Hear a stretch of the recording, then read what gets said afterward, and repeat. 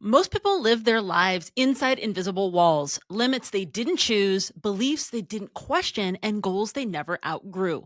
But here's the truth: when you train for something like, I don't know, an Ironman, you don't just condition your body, you recode your mind. This episode is about breaking the matrix. Now, David didn't just cross a finish line, he shattered the identity of who he thought he was through pain, exhaustion, and brutal discipline. He unlocked the most powerful force there is: the belief that anything is possible. This isn't just about endurance, my friend. It's about designing a new version of yourself, one built to rise, to lead, and to never shrink again. If you've been playing small, doubting your next move, or wondering if you've got what it takes, this is your wake up, my friend. Let's get into this.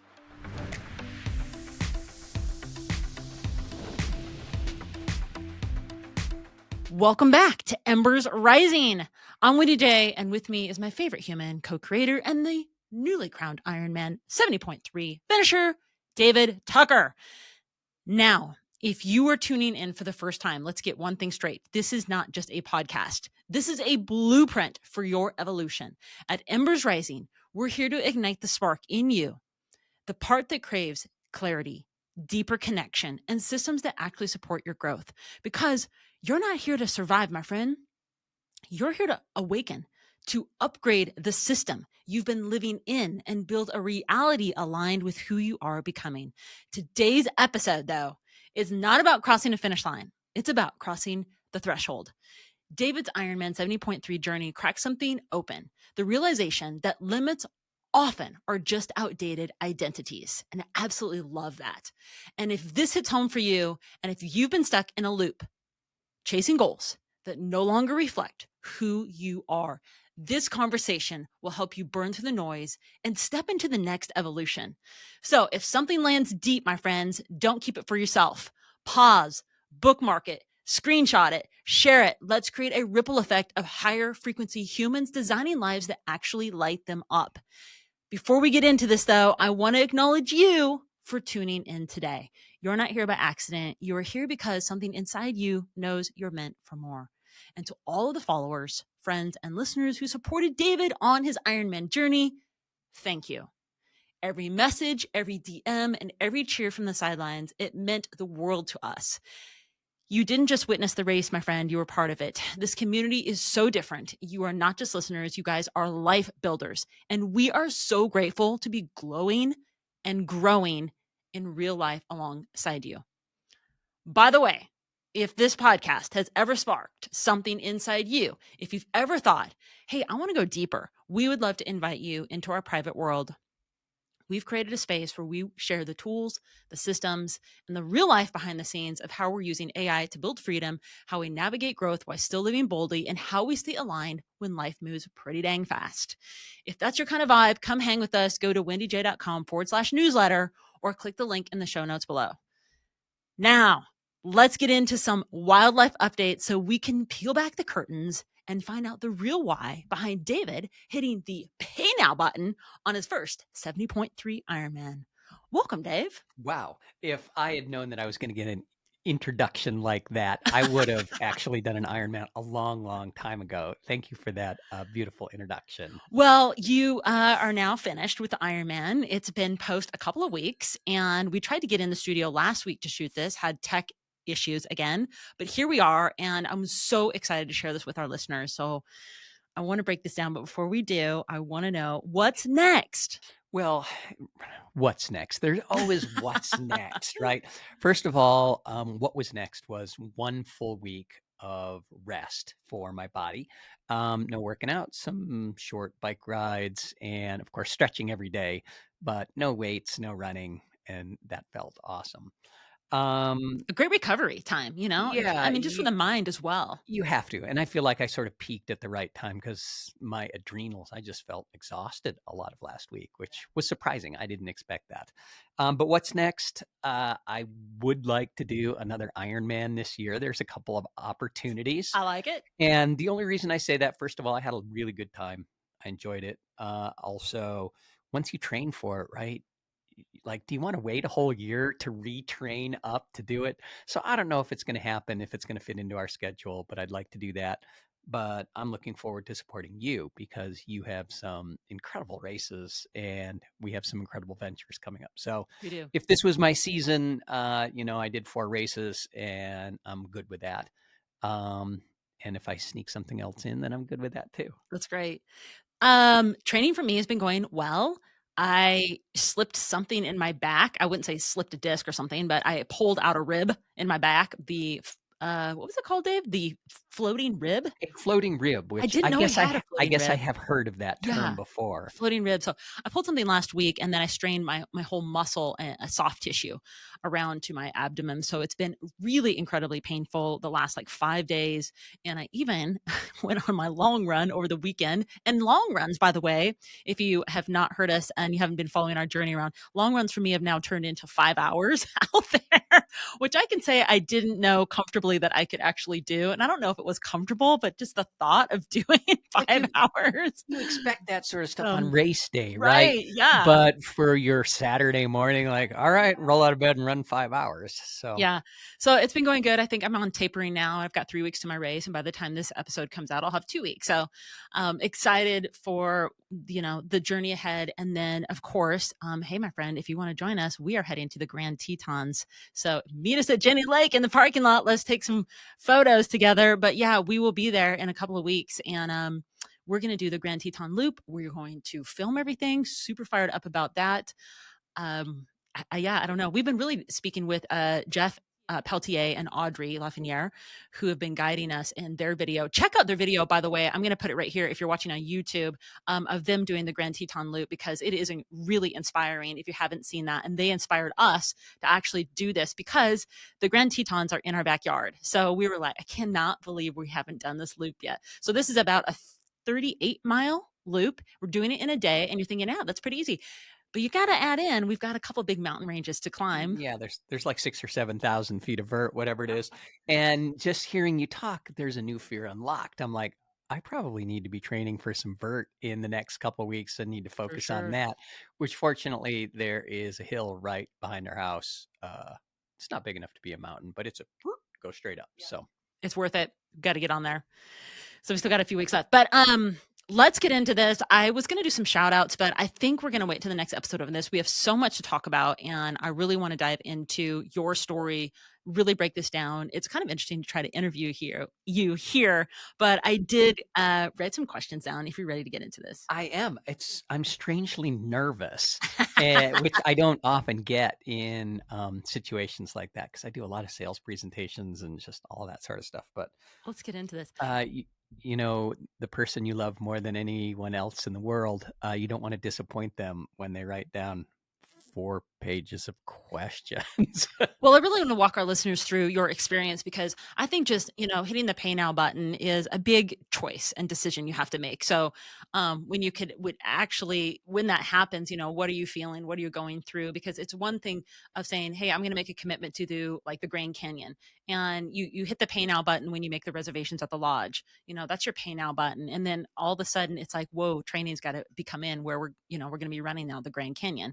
So it's like, okay, my first question is, when we talk about prep and training, when you said yes to Ironman, did you believe you could actually finish, or were you feeling a little bit scared? So I pressed the pay now button so far in advance of the race that it's one of those things that was just in my mind when it was announced that it was going to be in the hometown. It came in an email, and I think it was almost a year ago. And so I just nonchalantly went, yeah, pay now. I'm going to do that thing. And then I told Wendy later, guess what? I'm doing an Ironman next year. And she's like, do you think you're ready for that? So it was one of those moments where you don't even really think about it. You just like act because it is something that, man, I had planned on doing. That's awesome. I think there's that mental mindset. Well, you say you hadn't planned on it. You just hit the pay now button. I mean, did you feel scared? I'd always told myself that I was going to do one, right? And so the opportunity came up, and I think in life when the opportunities come up, you have to go back on what your values are and what you told yourself you are going to do in your life. And so it was just reactionary. It was like, yes, I'm doing it. Was there any moment during your training phase that you felt like you almost quit? I wouldn't say quit. I love Lance Armstrong, right? And Lance Armstrong always says, famously, that pain is temporary and quitting is forever. And so I did second guess myself in a couple phases of the training, and we'll probably get to the swim part of that. But we run all the time. I'm strong on the bike. And so it really didn't feel like I was overreaching my physical abilities at any point in time until we got in the open water. Okay, so tell us, what did your training look like on a day-to-day basis? So, truth be told, right? Like I just continued to do my normal training after I hit the pay now button. Up until the point where I looked at the calendar and said, "There's about 100 days to go." And we both looked at each other and it was like, "Okay, it's time to really step it up." And, in retrospect, I think that is a really good way to do things if you're trained, right? If you're not trained, then you'd better take the entire year to get ready for this thing. But I know how to swim. I'm strong on the bike. I'm running anyway. And so the thing I changed to 100 days was more brick workouts, something I never done, ride 50, 60 miles on the bike and then immediately put on the shoes and start running. Hit the pool more and not enough. I should have hit the pool a lot more. Um, but that was it. There's really 2 long workouts per week. And then our natural training is every day anyway, right? We usually take 1 day off a week. That's Monday. Um, and that's even just like a yoga day. So it's not Yeah. really off. Yeah. Was there any part of your training that made you question your identity? Like when you were at the pool and doing like the swim training, because there are those moments. Yeah, I mean, you sometimes think you're in over your head, and then you look at some of the other athletes in the pool or on the bike or when they pass you on the run, and you're like, I'm way in over my head here. And I think I'm faking it, right? But that's the thing. That's your mind always playing tricks on you because the real athlete in you is in your mind, right?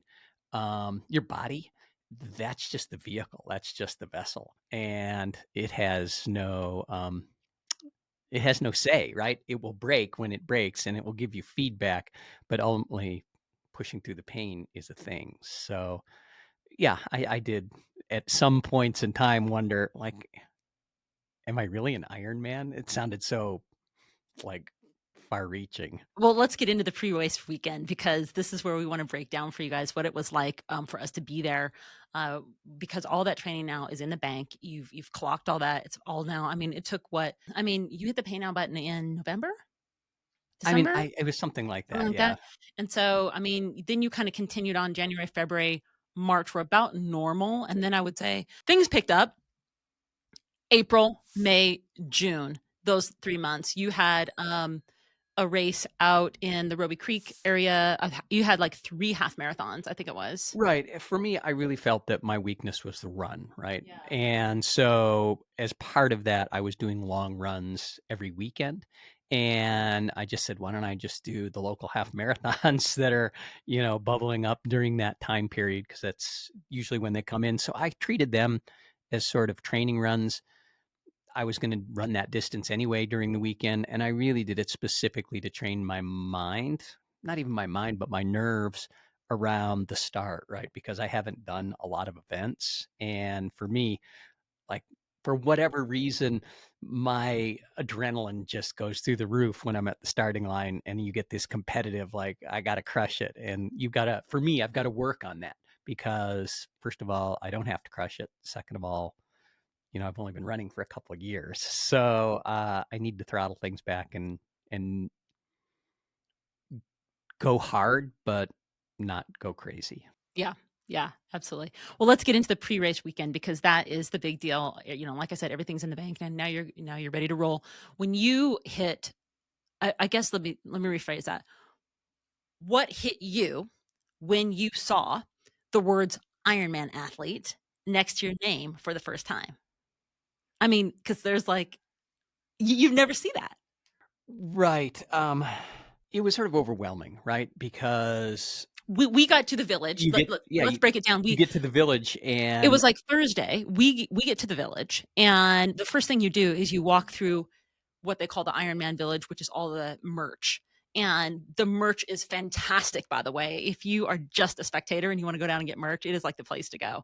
I mean, especially if you're into try or if you just want a memorabilia for the community, they just got incredible merch. But then after you funnel out of that, it's now okay. You've got local vendors, and then kind of their Ironman setup with like food vendors, truck vendors, your community vendors, and then like there was massage vendors, there was the VIP experience section, and then there was the athlete check-in. And I remember taking a picture of you standing there, and getting ready to go and in the booth, it you was know? almost a blur. All of those things Oh for my me gosh. was a blur, because I saw the athlete check-in, and it's funny because there is no sort of like pros over here and first timers over here. Like you all go through the same line, and all of a sudden you realize that, hey, there's like 2,400 people signed up for this event, and this is real, right? Well, Like the whole thing is real. So I actually went into this sort of like blank space, and I took me a while to come out of it to realize like, hey, this is really happening when they put the wristband on you and say you can't take this off until the event is over. I thought it was really cool. I was standing next to you and you were at registration, and they have kind of funneled us through, and you had to go to the different tables to get your things, and you would do your official registration with with the armband, and they were looking everything up, making sure you're on the page and everything. And and then they were giving you some paperwork, I think. And then we were funneled over. Oh, yeah, I think you ended up getting a backpack. You ended up getting a backpack, Yeah, they give you all the cool swag, the backpack full and then of like the shirts t-shirts, and the and hats that was uh, so and cool. then, you get your race day stuff, which is, your swim cap and the stickers for your bike and your bib and a tracker that goes on your ankle and must stay there Yeah, until the race is over. Uh, it was amazing, right? it And was of course, ESPN was there too, and so there's some bigger film crews, and you're like, this is not your local half marathon. No, then we funneled on over to the VIP experience booth, and I think we made that investment because, if you haven't done that, what happens with the VIP is you are able to give your finisher a race medal instead of just getting one from the volunteers. So it does make it a little more special at the very end. And then there's VIP experience kind of throughout, at the very start line where you're able to get, closer, good view of the racers, as well as at the finish. They provide, I think they had like a charging station for your phone. They had drinks. They had poster boards that you could make signs for your finisher. I mean, they had like snacks and little luncheons that would show up. It was pretty cool, and they kind of gear it towards whatever community they're in at that for that Ironman, which I think is pretty cool. Like if you're doing an Ironman in like Sacramento, it's going to be more of a farm to table kind of food thing. If you're doing it in Texas, it's more of a barbecue kind of vibe. So it was a really cool experience, and you also get a VIP bus pass. So you get a VIP, also wristband, and you get a swag bag. And that was pretty cool. We got a swag bag for sure. Now, the coolest part, though, I have to take a break here because we end up meeting a couple named Melinda and Dan. I'm going to put a picture up right here because we met this incredible couple, and this was their 10th or 11th Ironman, an older couple, and they were doing a relay Right. Ironman. I had never heard of that. I thought that was so Yeah, cool. I didn't know they had a relay. So she was going to do the swim bike part, Yeah. and then he was going to knock it out of the park with a run, like half marathon in a hour 20 or something. So, Now, we didn't just meet them, and I have to ask you, Dave, how did meeting Melinda and Dan change the way you approached race day? Because they dropped some really killer strategies. right. They, number one, and I'll fast forward, I had questioned my decision not to buy a tri bike and take my beautiful Scott road bike, put aero bars on it, and, change the configuration a little bit.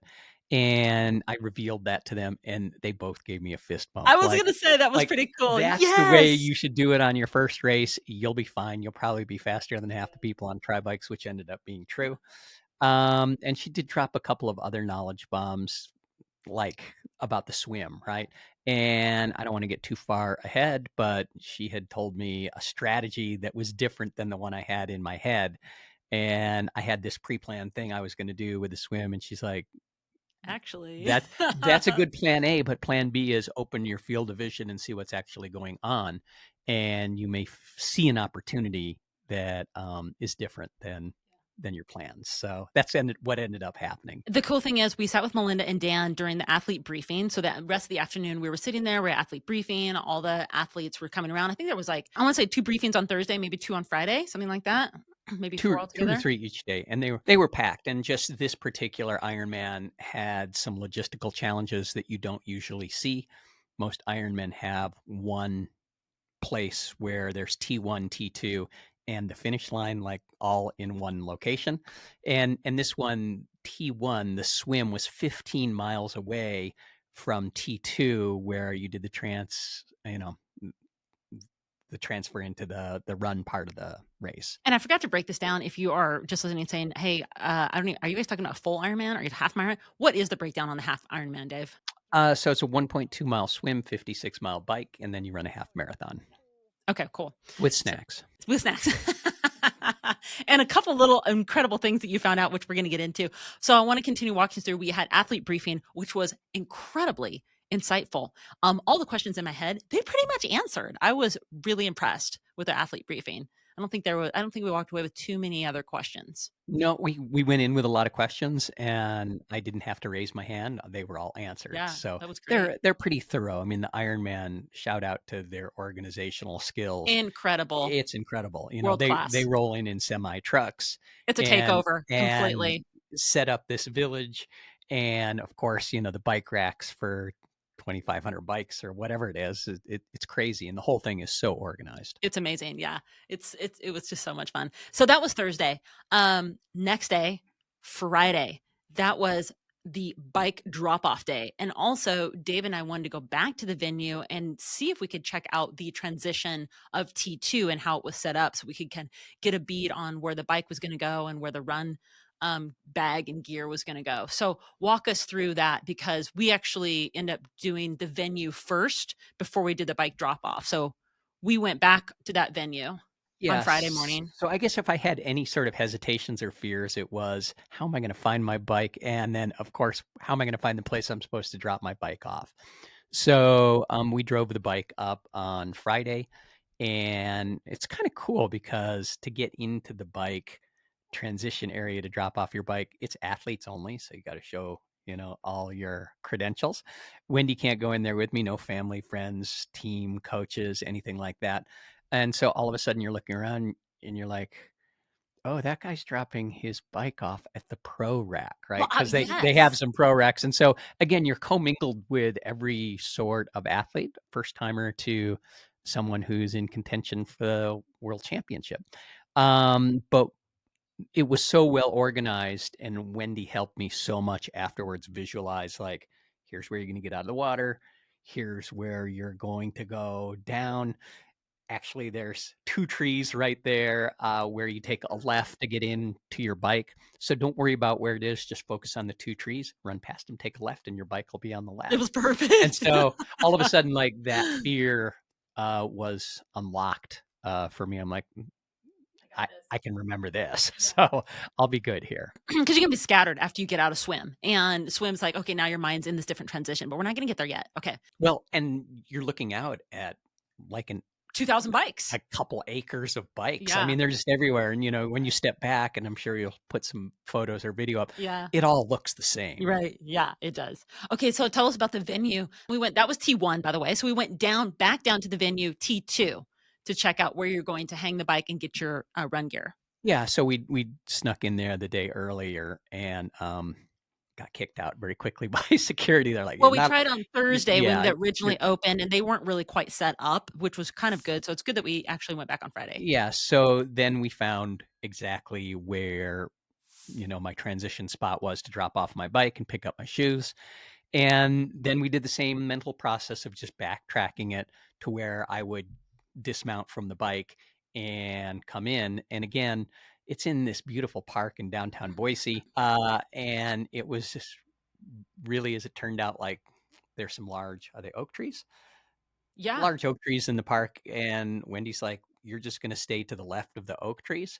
until the last one, take a right, and then go up, and you're 2 racks up on the right-hand side. So again, I was like, fear unlocked, right? I'm just gonna follow the trees. Basically, my transition plan was to follow the trees the And you whole ended up time. getting a really good rack spot because it was, like, on an end cap. It was at the very end of one of the racks. Yeah, yeah, both times it worked So out really, really well amazing. for me. So, Yeah. there could have been a different outcome in a lot of those things, and, I think because I signed up so early, they give the pros, like, the first 300 numbers, right? Right. But I was in the 500s, so, There's a little tip for you if you're listening and you're gonna do an Ironman, sign up early. yeah, or sign up very last and you're probably at the very end rack, Yeah. I suppose, right? I mean, there's tactics to both. Okay, so Friday's done. How are you feeling now? You've just, like, dropped off your bike. The next time you're gonna see it's the next day, during race day. How are you feeling? Because now it's the night before the race. Did you sleep? If not, what were you on repeat on? So the night before, I didn't sleep at all. I went through all the worry things, right? Dropping off the bike and all of those sorts of things. I felt so prepared the night of that we went to sleep early, like 7 o'clock. And I woke up when the alarm went off at 2:30, 2:15 or 2, 2:15? whatever it was. And so I slept like a baby that night. Like I looked at my watch. I'm like, oh, I got 7 hours of sleep. This is like a regular night. Um, and then it was just a process of, putting on my kit. You wear the same thing for the entire day. Uh, Eating, stretching, and I think just a little mental work going through what the transitions are gonna look like. I had ridden the course so much. I had been in the swim. Uh, I'm familiar with the run, that I was just sort of calm at peace. In fact, some of the local marathons that I did, I was way more nervous Yeah. than this was. So, I don't know, some sort of, like, universal peace descended on me, and I was calm. That's great. Well, I mean, there was a lot of organization going into this. The day before we were doing the drop off, the bag drop off. You're not just dropping off your equipment, you're dropping off your bags, pre-checking everything. Everything's labeled for the night, the next for race day. And I remember doing a little video of everything that you had out on the table of like everything perfectly, organized. And I do have to say, my friend, if you're listening to this, make sure you're organized. It's so important. Dave and I are all about systems. I mean, create a system that works for you. We had strategies of things like how can we get a handheld on ice for you during the run and prepare that, because we do have to drop off your bag at, 4 o'clock in the morning, on race day. So let's walk through race day. We got up, we did the stretching, we fueled, and you were sipping on electrolytes. And now it was all about getting you to the buses down at the park to be shuttled up. So we walked back, we parked, drove over, parked, started heading towards the venue. It's completely dark out. Yeah, with thousands of other There's people, little people start walking with headlamps and everything or start moving around. and I have to drop off all of my run stuff, and do that mental check, like, "Are the trees still there? Okay, they're still there." And then you couldn't go in with me, so I had to circle back out and walked over to the shuttle, where we had to take a bus ride 15 miles to the Yeah. start of the swim. Yeah, I did actually get on the bus though real quick and take a quick video, so we can show that here because that was really fun. I think you were one of the first buses. You were I in one of the first buses up we're there? we're ultra prepared, and I think Yeah. that's part of the reason that I was really calm too, because even the morning of the race, I saw people trying to check their bike in. Not only were they checking their bike in, but they had, like, the numbers that go on your bike on a sheet in their other hand, and you could just see they were just, like, scattered. Flustered. Yeah, Um, like, they that's hard. worked until 6 o'clock on Friday night and hadn't prepared all week long. That would Yeah, be hard for me. I would be for super sure. stressed in that situation. Okay, so you get on the bus and they shuttle you up to the lake, which is what, a 20-minute ride? Yeah, it's about a 20-minute ride. It's dark out, there's not much to And see. your bus went right past our house. Yeah, went right past the house, which was funny. And I had a great conversation with a kid that is doing his first Ironman. It was his dream since he was 11, and so he had turned 18. You gotta be 18, and him and his dad were doing it. He was clear that he had a disability. I later find out that he has, cerebral palsy, and he has autism and something else going on in his life. Uh, and yeah, he crushed it, right? Like he's up there doing it. Yeah, So shout out to, I believe it was named Caleb. Team Caleb Team and his dad Caleb. Kirk. Yeah. Kirk, yeah. We'll post a picture here and links to follow them because they are really incredible, and they're just doing a lot of cool things. Talking about Embers Rising, right? Yeah, Like I that's think we should total. get them on the Yeah, podcast. it was really, really cool. I would love to break down their experience. That would be so fun. Okay, so then you went up, now, what did they have you do? Drop off your morning bag or? Right. So I get off the bus and then we had to do a little walk, check in to where the bikes. I load my hydration and pump up my tires, right? Make sure that I have everything topped off for the bike. And then it was just waiting for you to come up because you couldn't come up on the shuttle. Uh, Well, I could. There was an option for me to take the VIP, but the VIP was like later on, and I wanted to capture some footage and just be around all the athletes up there. and they did say the shuttles were athlete priority. And so Yeah. there was a chance that you might not make it up there for the start at all, right? Right. I mean, Yeah. depending on logistics and all those things. Yeah. I got back to the house and I knew you were in process. So my transition was jumping on my mountain bike. I'm actually riding my bike up a dirt road. It took me about, I don't know, 25 minutes to get here. So now we're gonna go see what's going on in the chaos. Let's go. And riding, I don't know even know how many miles it was to get up there, but I'll just say this, that it usually takes me about 40 minutes to ride up to the top of the lake, and that's on my mountain bike, so it's a lot slower. It's on a paved pathway along the river, and then you have to take a dirt road up to the top of where the lake is. That's kind of behind the park. However, that morning I had so much adrenaline. It took me 17 minutes. And this is, if you are following me on Strava, you will see the 17-minute ride. But it was really cool because I packed all the camera gear. I packed extra electrolytes for you. I just want to pack extra everything to make sure that you were like set to go. And I really wanted to be there to support, you and everybody else. I was just so excited about that. And the coolest thing happened is as I was riding my bike closer to where I was going to turn up the dirt road, the most incredible thing happened, Dave. I had a shooting star that just right next to me over the river, and I could see the whole reflection on the river. It was amazing. It went all the way through, and I just knew my prayers had been answered. Like, Dave's going to be okay. We're good. The universe got us. Let's go. Yeah, one of us was super nervous about the race, and it wasn't me, It was me. which Yeah, is for it's sure. interesting, right? Because when you love someone, like, they're about to commit to doing something that's a lot. Well, it was a great ride. I mean, it was pitch black, so I couldn't see anything, just the stars and my headlamp on the bike. I was the only one. I think I scared a deer on the side of the the river trail. Rode up there, and then it was just like find a tree, lock my bike up, and then let's go. And now we're in kind of the edge of the lake at this point, with the parking lot just above that, and all of the bikes are there. And people, you'll see in the video if you're watching this on YouTube, um, doing their setups, whatever they need to do. And you've got 2,000 people. How are you feeling about this? I mean, and it's kind of silent. I mean, you've got the commentary is not really going yet. Music, I don't even think is yet going yet. It's just you're hearing generators with the lights. Everybody filling tires up and, Yeah, the different nervous talk. Some people are joking, some people are quiet. There is an Ironman person, director with a microphone, sort of repeating the same thing over and over, just instructions as, people pull up.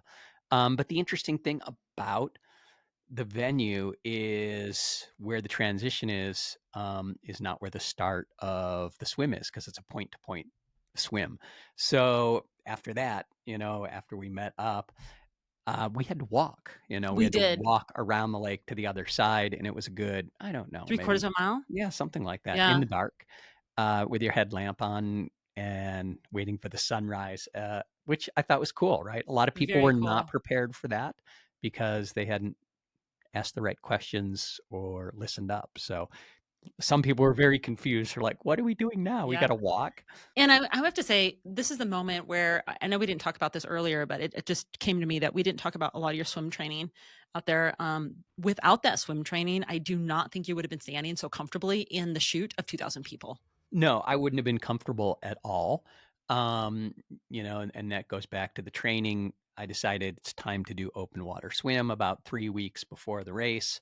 and my new wetsuit showed up. We drove up there at about the approximate time when I would be starting, and the wind was blowing, and blowing pretty hard, and so there's waves and current and It was everything. pretty choppy water. I put the wetsuit on, it's too tight. I get in the water and I start to try and swim, and I was just I blew up, right? It's the Right. first time I've ever not really panicked, but I was close to panic in the water, because I was not prepared for the situation. And of course, the wetsuit being too tight, I could barely flail my arms. And I was like, oh shit. I need to figure this out very, very quickly. And so I shifted in the last 3 weeks my training program to primarily focus on going up there every other day and hitting the conditions for the open water swim. It turns out it's windy almost every single day there. Some days it was white caps, right? Like super crazy. And so it's the mountains, right? And you've got the cold mountain air up above and the hot desert air down below the venue. And it meets right in that canyon. It's called downslope winds. And that's just the way it is. Um, Most people, especially the pool swimmers, like they were freaking out. They're like, what's going on? When's the wind stop? I'm like, well, it actually gets a little bit stronger as the sun comes up. That's just the way it is. Yeah. So the last training swim I had was Thursday before the race on Saturday. It was windy. I was laughing underwater as I cut through it because I'd done the work. And without that, I probably would not have made the swim. I know there were a few hundred people that was their day, right? They didn't make it either through the cutoff or even to complete the course. I do have to add something. When you do something that is your first time to doing it, you're just going to go through phases that your equipment may not be right. You're scared to actually doing it. Does take courage to keep trying. And I just know that every time we went in, we got better. I was actually out there with a stand up board at one point, just kind of figuring out where we could make the lines, how I could get some video of you doing the swim training. But anyone that's listening to this, if you're doing something for the first time, it's always hard and it's always difficult and equipment's not always perfect. It was like me running for the first time. I bought these Hoka shoes thinking these are the speed goats. Everyone says they're the best. Not realizing they didn't make a wide version. I had no idea that. And I had 2 sizes smaller than what I should be really wearing. So I was in a, size, 8 or something. I'm, in a size 11 now. So, I mean, it was just keep going after the thing and keep doing it. Cause the more you do it, the more comfortable you're going to get. Sometimes you're strong, sometimes you're smart, and sometimes you just survive, right? And I realized on that first swim that I was just going to survive. And as I did the thing, I moved up the ladder to being smart, right? In terms of my training. And so that morning that I was there, I was just strong. Like That's I'm great. going to make this, and I'm going to enjoy it. And it turned out to be my favorite part of the entire day, the cool water, the sun coming up. Well, okay, let's get to the start. So now you're in the chute. The 2,000 people have arrived. The commentators going off. They are so good. They are they're making the venue happen. It was a male and a female, and they were like in and out of the crowd. They were going in with the athletes, talking to the athletes. I think they had discovered that one guy had done 21, an older gentleman, 21 Ironmans in 15 years. I thought that was really cool. They had spaced out the 2,000 some athletes according to what was it? The pace of your swim or how Right. So fast you you could you get do to the swim? self-select. I mean, the pros are in front and they do the gun start, right, where they all hit the water at the same time. And then the rest of us are all self-seated based on what we think our pace is going to be in terms of our finish time. But a And strategy that our friend Melinda gave us said, get in the front of the group, behind the group that you think, what didn't you say? Behind the group that's faster than you so that you don't run into them, but be in the front of that next group, right. And so she gave me a couple pieces which of was advice, amazing. which was really smart. I was already sort of thinking that, but I did after swimming out there for 3 weeks, I knew it was going to take me every bit of 47 to 48 minutes to accomplish it. And so I sort of seated myself just a little bit behind that because of circumstances, all the people and all those sorts of things. I would rather run over people than be run over.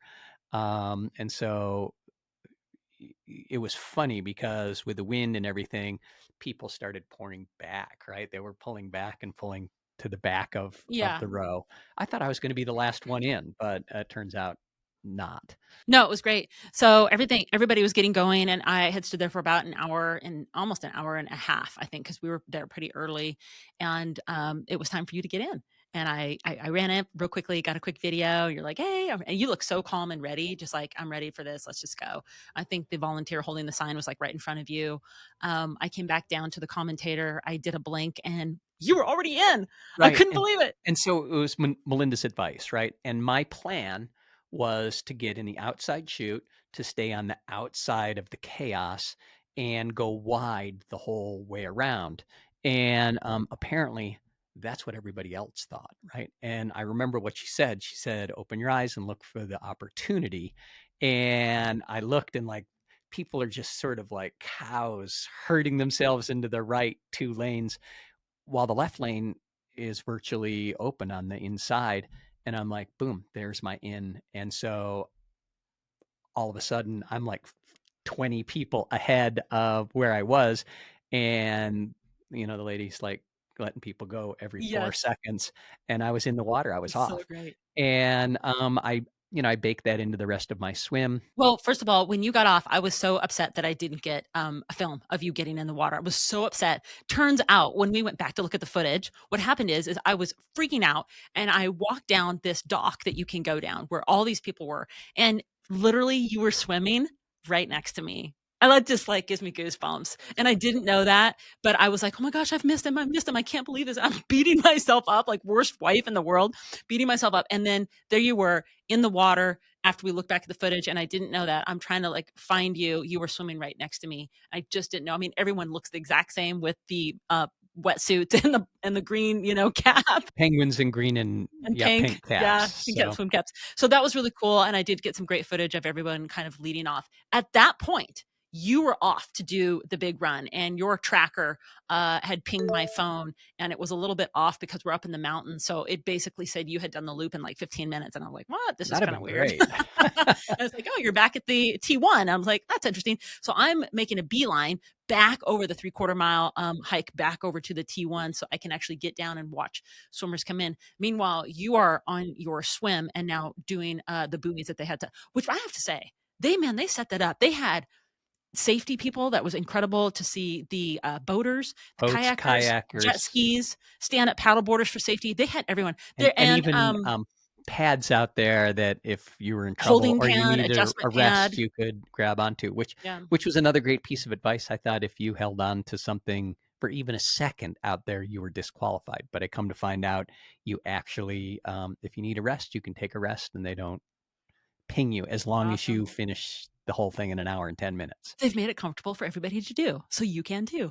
I think it's a safety thing, Yeah, right? yeah, it is. And it was apparent during the swim that a lot of people were not prepared because they've got sighting buoys down each leg, right, and then a turn buoy. And wouldn't you know it, people are just clutching onto some of the sighting buoys, and the look on their face was not good. And in the middle leg, I was still on the inside, and I heard someone yelling for help, right? And I'm like, "What's going on?" I see them, but I also see there's a paddleboard like way closer, and there's nothing I can do, right? Yeah,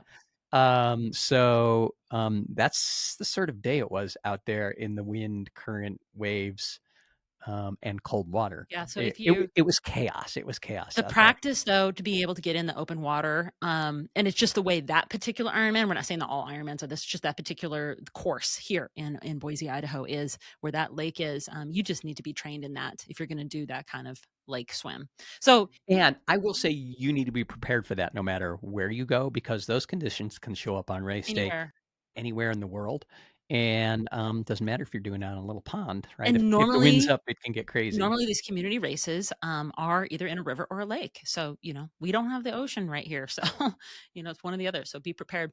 So now you're in your swim. And I'm thinking that you've already come in because your tracker says you're in. But I'm like, your tracker's been in for like over 45 minutes. So you must still be coming in. So I'm waiting and waiting, grabbing footage of all the racers that are now coming up and starting to make the transition. And there's a long walk that you guys have to make. It's like getting out and then walking all the way up because the mats kind of ended, didn't they? Yeah, it was like a quarter mile. The mats were on the boat ramp in the first turn, and then you walk through the big parking Parking lot lot, there, bare which feet. which is bare feet, and they swept it and everything, but it's But I still it's like that walk where you go, oh, ah, oh. But I saw you come up, and I got footage of that, and I was so excited, and you were feeling really good, and I was like, "Okay, the hardest piece is done," and then you are making a beeline now over to your bike, and I made a beeline over to the side so I could try to capture footage of you. I thought I hit record on the camera, and I didn't, and so I was so bummed I missed some footage, but then I did get to see you start, moving around, making your adjustments. How was that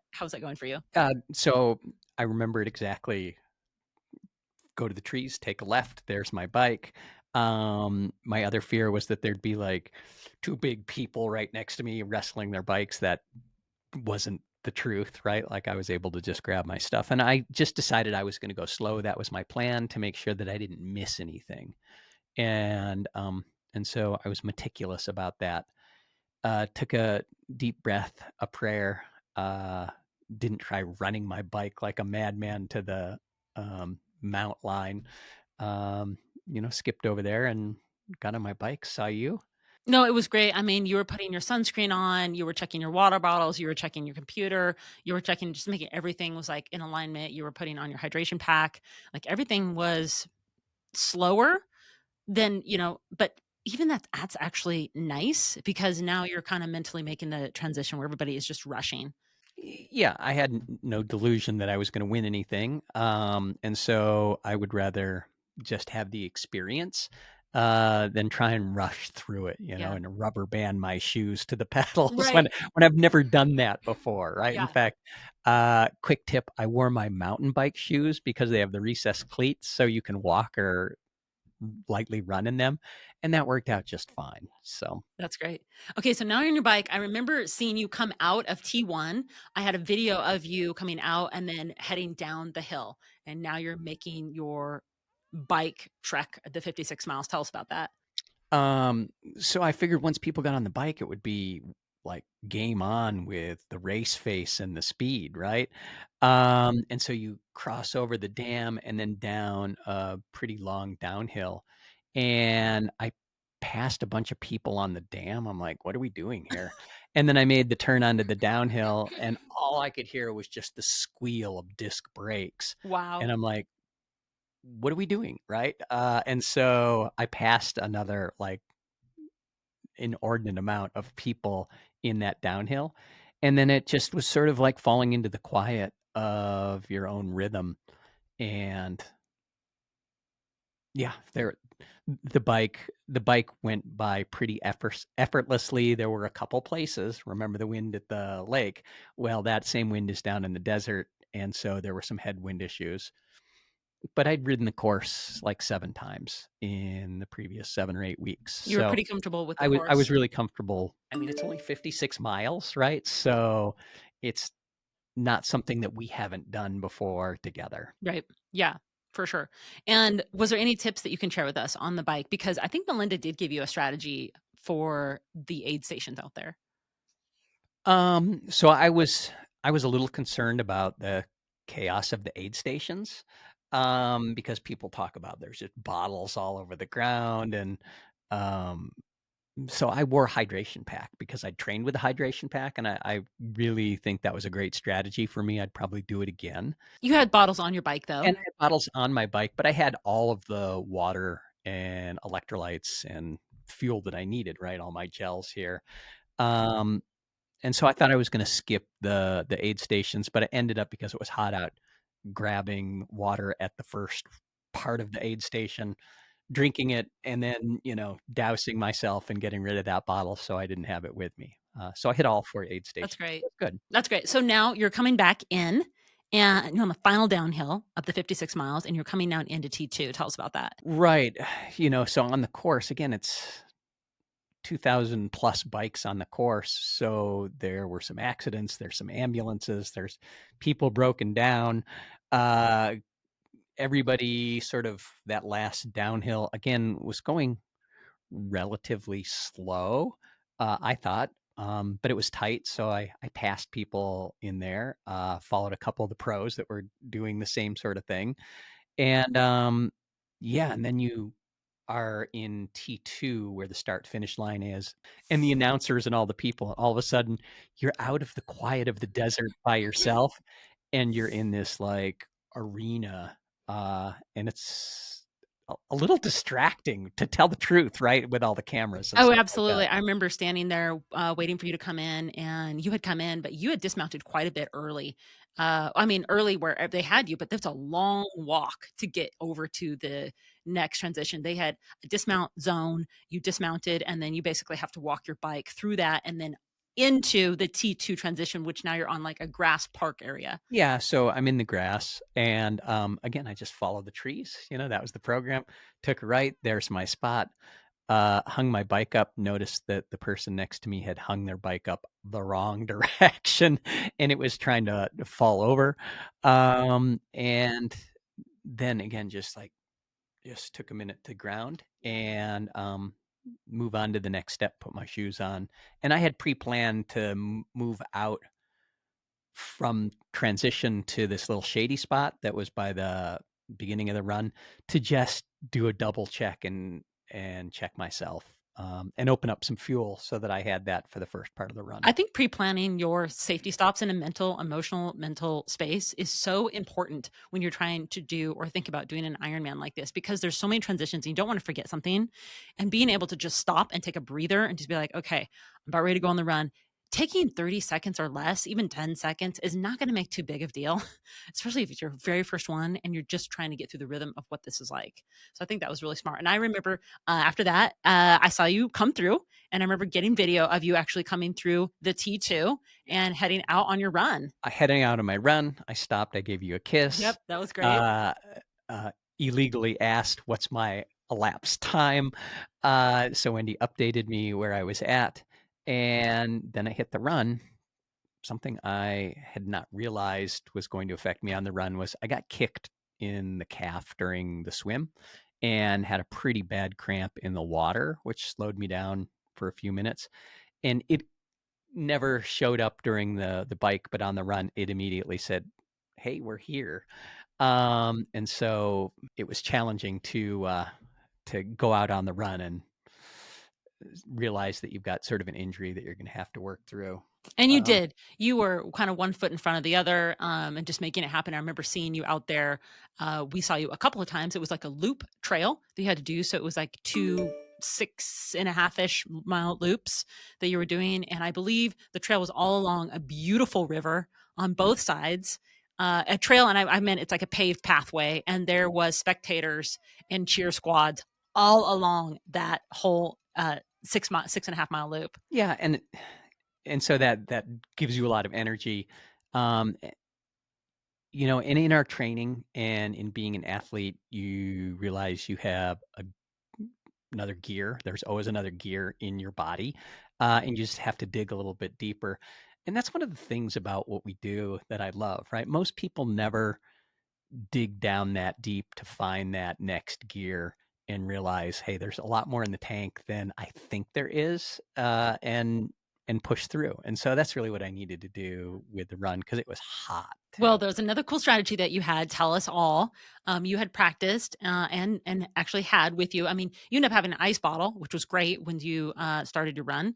That we had pre-planned early, so you'd have something icy cold, and then you actually had a for I, your neck. yeah, ice bandana. So we knew it was going to be 100 degrees out, and so I pre-planned to take an ice bandana. If you don't know what it is, a regular bandana with a zipper pocket. You can pour ice into it.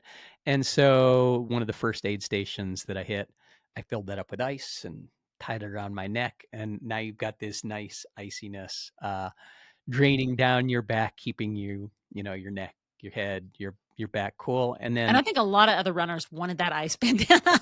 yes, yeah, They're like, "Where did you get I that?" told a lot of people about it. I could have sold ice bandanas that day. A little bit later on in the race too, I also unzipped my kit and had them pour ice down the front. So I was like the ice man, every time I would step, a cube would fall out, like a slot machine paying off. So those two things really worked out. I didn't notice the heat at all that day.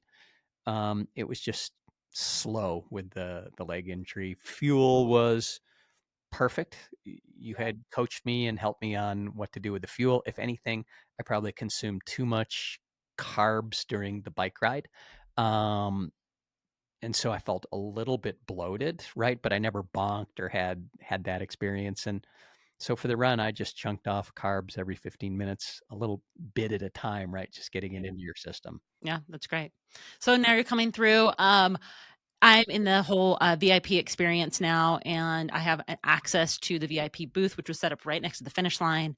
And I've got a VIP pass. I'm making friends with the director, and we are ready now. We've got like they text you like, "Hey, it's 30 minutes out, 10 minutes out," and I was headed over to the finish line, kind of waiting, and your tracker was off about by 2 minutes. We noticed that from some of the other racers that we were cheering on, so I knew that you were coming in probably earlier than what your tracker was saying.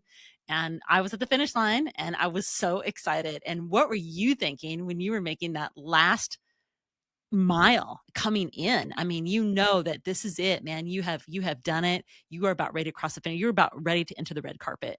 Yeah. So the last mile, I had a run walk strategy, as a lot of people do. And about a mile out, I had stopped and I was walking with a group of guys that were from all over. And they appeared to be about in the same age group as me. And they were just walking. So we talked for a minute and I'm like, well, it's my age group. I got to put them behind me. So I ended up, getting back on the run, never saw them again. Someone had given me a great piece of advice, and they said, it's your first Ironman. And when you get to the red carpet, don't sprint, right? Like, don't sprint to the finish line and then look at your watch. And so your finish picture is you looking at the watch and you miss the whole experience. They told me, enjoy it. So I did. So I sort of did a dance down the red It carpet, was great. giving people I don't know high fives. Everybody's cheering, right? You imagine you're like, it's ESPN is focused on you. They were not. But I really enjoyed that. And I think I enjoyed it because, I mean, the finish line isn't the end. It really ends up being the beginning of the next chapter of who you're becoming, right? And so that's why a lot of people get very emotional in that space. I am now, right? Because you're like, it's an unlock to the next level of doing something a lot of people didn't think you could accomplish, right? And you may be unsure if you could accomplish it too. And so crossing the finish line was just like that release of adrenaline and like mm, a level unlocked in your That life. was really cool. I have a video of me giving you the finishing medal that the director of the VIP experience I handed her my phone, and she was able to take that. That was really such a special experience just to be able to do that. Now I have to ask you now, after we give you the medal and we had a hug, and then we went over to like the picture area, which part of you had changed forever at that moment? You're talking about breaking the matrix of your beliefs Yeah, and what so it you thought has you could so do. so it has nothing to do with your body anymore, right? That work is done. It has to do with like everything we change in our lives where you accomplish something, you sort of like, what next? It wasn't that hard. It was, but it wasn't, right? So what can I do now to grow? And yeah, and just seeing, I mean, The confidence that completely is a whole nother game that you gained, and I had not seen that level of confidence, like, you accomplished something so big that was just unimaginable in a sense that you didn't think even a couple years ago. And if you've been following Dave and I for a really long time, you might not know that David actually started with not loving running at all. In to the point where he said the words like hate, I hate running. He would maybe do a jog when we were living in Hawaii, not very much. And then over the last couple of years, it just became a little bit more, but not the whole time that you've been not a runner. You've mostly on your bike. It's been yeah, I love the bike. I love to swim. I love to run now too. And whether that's the truth or not, it doesn't really matter. That's what I tell my brain. And so my brain says, oh, well, we love running. It was a downstream effect of Wendy surprising me with a little adventure. We're going to the Grand Canyon to run rim to rim. And I said to myself, self, you'd better start to learn love running very, very quickly, because this is going to be difficult. And so uh, that was it, right? Like tennis shoes were acquired and the training was started. Well, show us the finishing medal, Dave. We Yeah, want to check it out. you want to see that? You ready? Oh yeah. So if you're watching on YouTube, you can see David's finishing medal. It was awesome. It was great to be there. What a cool experience. You do it all for the medal. No, it's cool. It's a cool experience if you're even considering doing an Ironman half.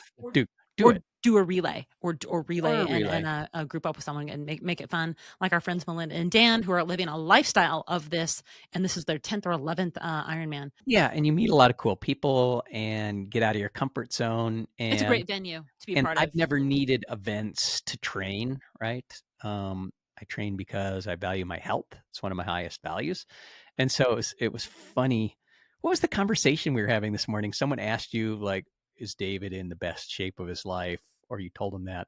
And then not once during the entire process did I ever think I'm getting in better shape or I'm doing this to be on a diet or something like that. It was just an evolution of myself. And so thank you for the compliments. Yeah. Getting out of the shower, Wendy's like, hey, you're looking pretty good. Well, one other thing I have to say, it's a part of what Dave and I teach, and it is about communication model. I can't get it out of my own mouth. Our communication model, what you call speak to connect, powered by a process called PCM, process of communication model. And as I was making friends or connections, and you just meet people that you connect with organically, I had really just the director of the VIP experience really touched my heart. And that's when you can learn someone's communication model from their side and be able to speak their communication model, the relationship and the communication becomes so much better. So I just had to put that plug in because it's just something that we really value very high, and we don't talk about it a lot.